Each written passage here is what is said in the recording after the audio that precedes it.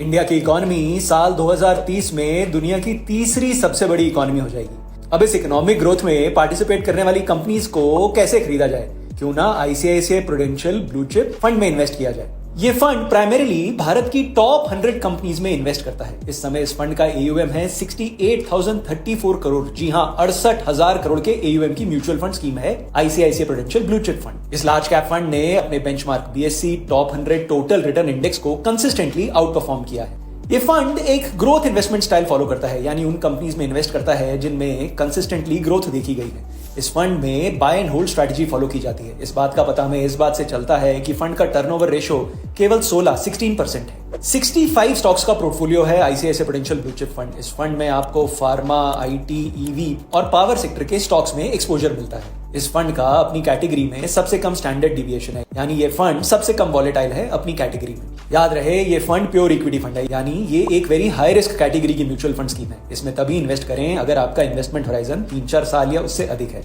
ICICI prudential blue chip fund के बारे में अधिक जानकारी के लिए आज ही जेड फंड्स ऐप डाउनलोड करें और बात करें अपने जेड फंड एक्सपर्ट से। जेड फंड्स, जहां है आपकी इन्वेस्टमेंट सही और आसान। Mutual fund investments are subject to market risks. Read all scheme related documents carefully.